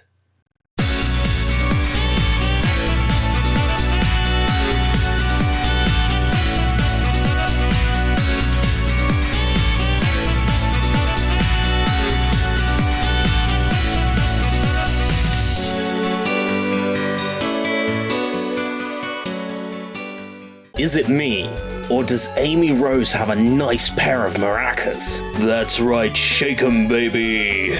Oh.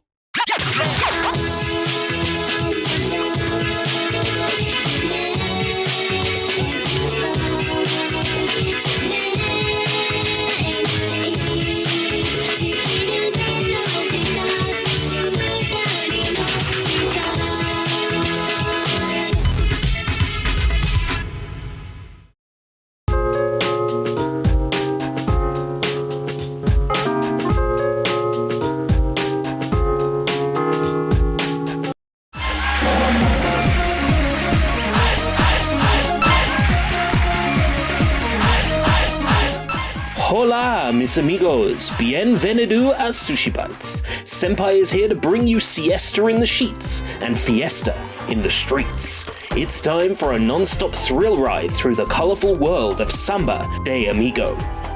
Because nothing quite kills the blues like a dancing monkey with a penchant for Ricky Martin.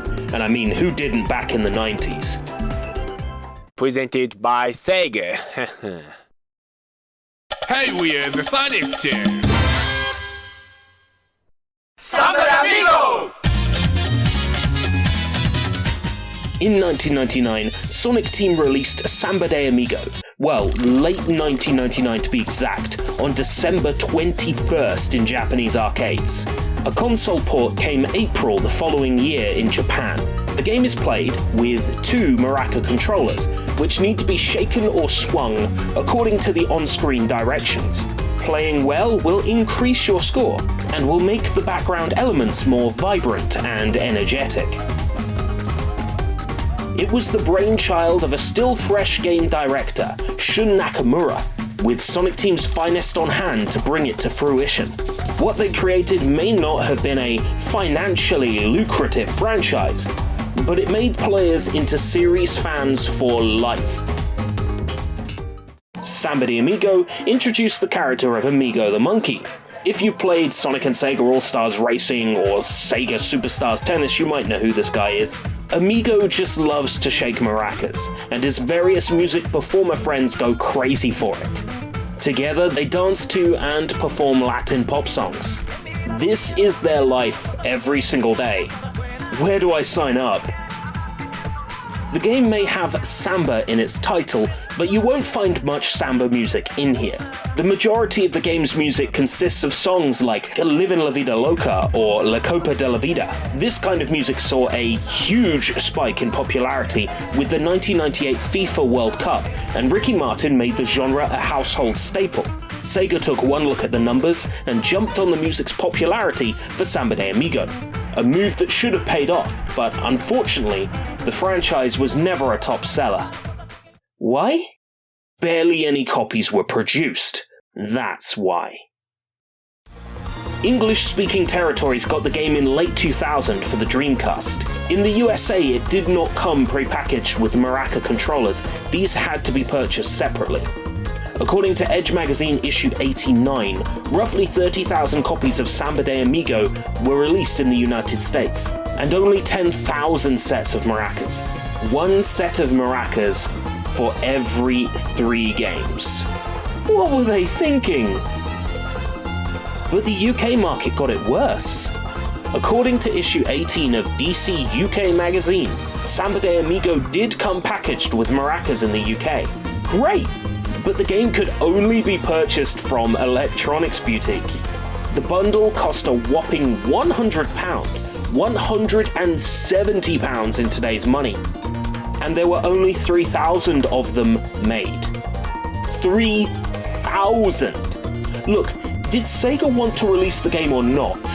Like, did they care? I'd say regarding the game, they certainly cared. The Dreamcast version of Samba de Amigo was packed with content, such as a love tester mode, challenges, and minigames to round off the package. You could also, in a pre-DLC era, unlock songs on the game disc by downloading a special VMU save. If you wanted to play this version today, and can manage to find the game out in the wild, you'd probably be stuck using the Dreamcast controller mode. With so few maracas to begin with, who knows how few there are floating around now? A decade ago it was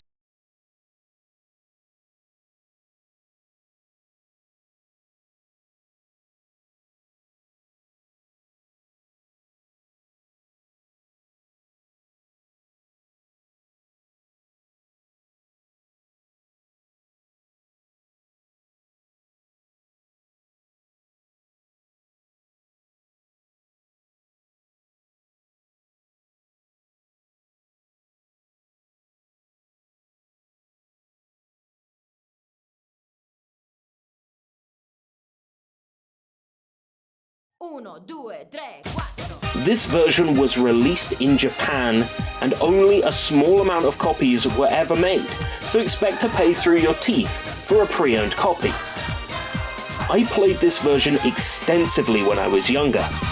One of the Dreamcast's biggest flaws was that due to Sega's MIL-CD Music Interactive Live Compact Disc support, game backups could be burned and played using a boot disc, or eventually copies that were capable of booting themselves. As a young teenager of around 13 or 14, I dabbled with this feature and opened up the Dreamcast library exponentially. Many blame the death of the console on piracy, and I can see that.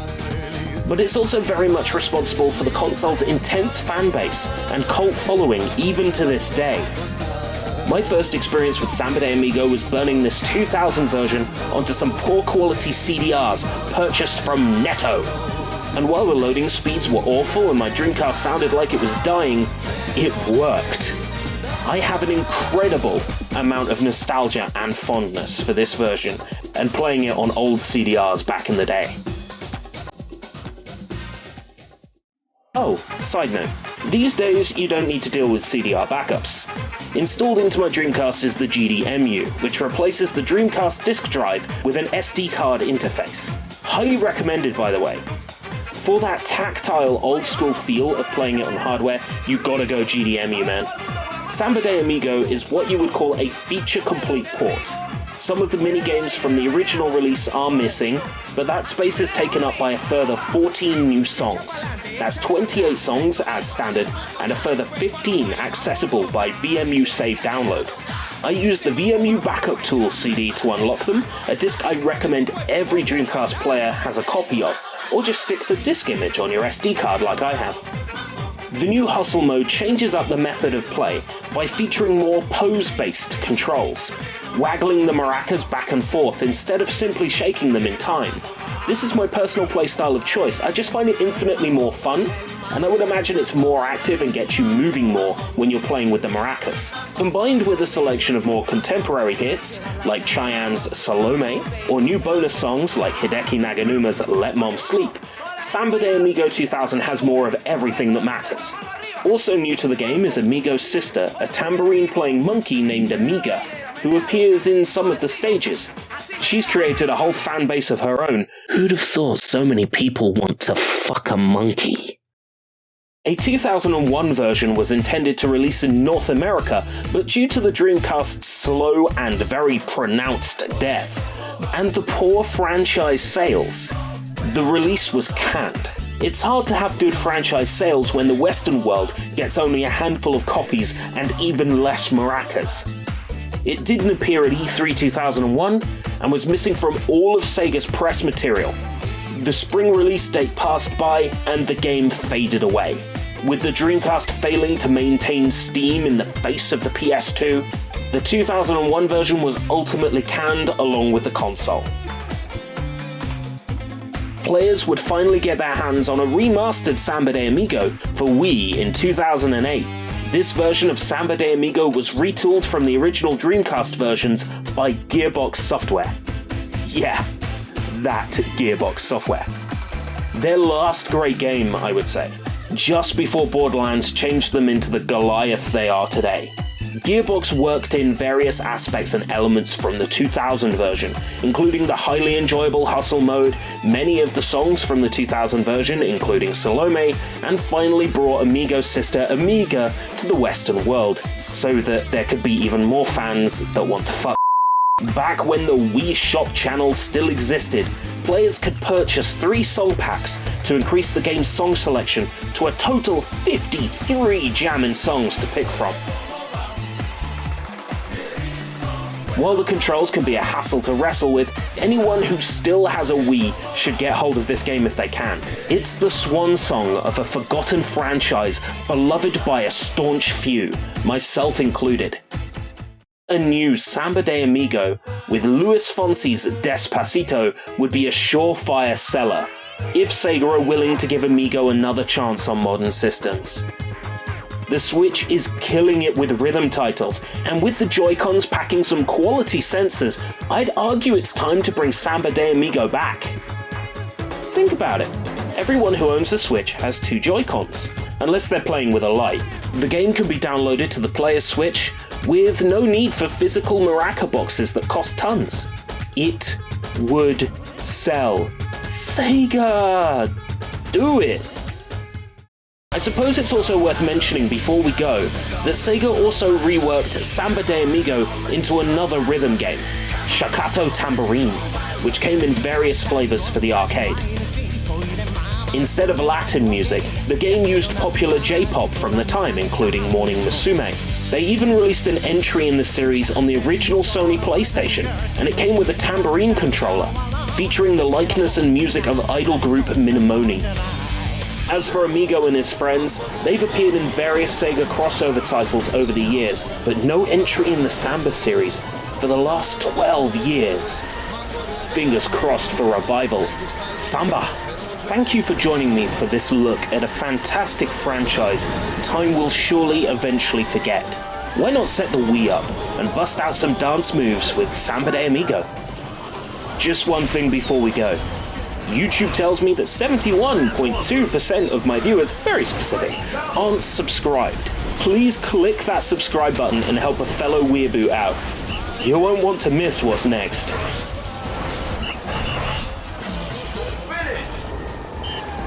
This has been SushiBites. Thanks for watching.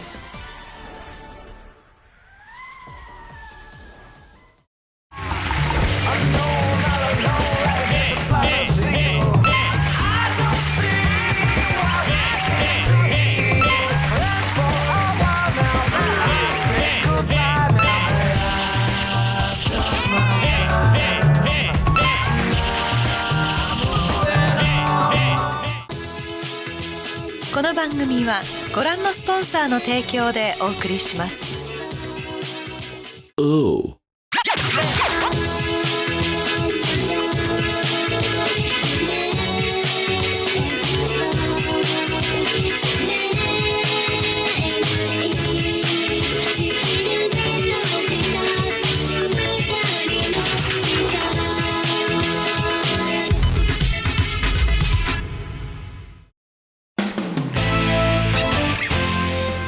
Welcome to the SushiBites Switch Summer Slam! Every week this August, we'll be taking a look at a Japanese Nintendo Switch game. And if you're watching the premiere, it'll be a complete surprise. If you missed it this time, join in the fun next week by coming to the premiere and hanging out as we look at another Japanese Nintendo Switch game together. Now, not to blow my own trumpet, and if I could I'd be on adult websites making a lot more money, I feel like SushiBites does a community service. Sometimes I'll come right out of nowhere with something you've never heard of or never seen, but you've always wanted in your life. I wanted to be able to do that at least once this month. So before we go all out bonkers with the 5th week spectacular, let's chill and sit back this week with a game I think deserves a localization, and really, there's nothing stopping it. as it even contains an English language option. So recline and relax, sip your sunny delight, as this week I bring you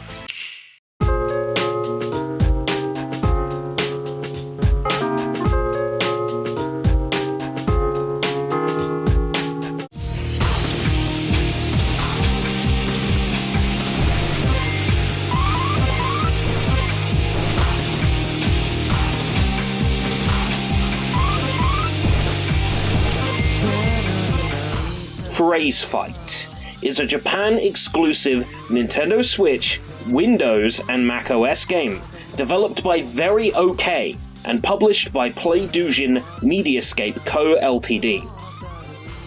The Nintendo Switch version released on the 20th of December 2018 on the Nintendo eShop, priced at 1,000 yen, or just over $9 US. It is described as a music, fighting, communication, and party game, though I guess it would be more accurate to call it a rhythm game. What the game may lack in technical quality and polish, it certainly makes up for in, well, zaniness? What we have here isn't some high-standard, licensed title, a AAA masterclass in engineering. No, this is just a labour of love made by a small company who had an idea and just wanted it out there in the world.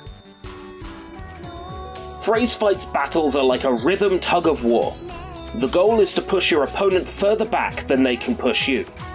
The phrase bar at the top, kind of like the one from PriPara the Rapper, will have notes appearing on it. All you have to do is press any of the directions or face buttons on each of the note icons. As you perform well, the phrase difficulty will increase from easy to normal to hard, and finally stealth. On stealth, the icons only appear briefly, and you must remember where they were. Do poorly on stealth, you drop to hard, bad performance on hard drops to normal, and sucking on normal brings you back to easy. The harder your phrases, the greater variety of inputs you use, and the better they're played, knocks the opponent back further. When you have overpowered the opponent, and they have a build-up of red numbers, they can't knock you back until they have depleted them. If you can keep the opponent in the red for long enough, they can never win. Talent and knack for rhythm is one thing, but you can also cheese it. The game is only looking for good timing, and doesn't worry about any extra notes you might press, so long as you're in time. So what we call butterfly notes, when you add extra notes that aren't there, that's not penalised at all. You can just press 2 alternating buttons perfectly in time and complete any song without having to focus on the notes at all. Even though you may not knock the opponent back as far as playing normally, you'll keep them stuck in the red, unable to fight back. I imply that's easy, but you still need to be fairly good at keeping a rhythm. But that's a lot easier than trying to remember note patterns before they disappear. For a greater challenge, you can play on the Special League, with longer songs and fiercer AI. But it still can't withstand the 2-button perfect timing technique. Actually takes the fun out of the game just a little knowing it can be cheesed. Using both methods when necessary is the key to keeping it fun. During gameplay, the winning character will have an effect behind their icon, but at the end of the song this disappears. I guess to add to the suspense. A countdown timer will state the remaining phrases before the song ends. Once it's over, the distance from the center is calculated, and if you've been pushed onto the left-hand side, you lose. But if you've pushed your opponent onto the right-hand side, then you win. The game's songs are all made by smaller indie outfits, like Tokyo-based band Kurotadori. I must have listened to these 2 Kurotadori songs about 20 times in the past 24 hours. I even bought them on Bandcamp, they're just so good. The soundtrack and presentation elevate the game past its simplistic contents. Genres range from EDM to rock. To fit the slower songs, the game does intentionally lag, which is a little jarring, but it doesn't affect the playability. If I were to isolate any particular faults with PhraseFight, I think the small selection of tracks hampers the replay value more than anything else, with the only unlockables being character graphics for the motion gallery. The game supports 2-player multiplayer with the 2 Joy-Cons, which makes this a potential multiplayer party game, but the other player would need to be familiar with how the game plays and its particular eccentricities. PhraseFight is one title that is absolutely deserving of a Western release, and its lack of one is honestly disturbing. I can only hope this video takes off, the publisher sees it, and fixes their mistake. PhraseFight is one title anybody with a Japanese Nintendo Switch account should go ahead and grab. It really doesn't require second thought. If you've got access to that Japanese eShop, you should grab it, especially when it goes on sale.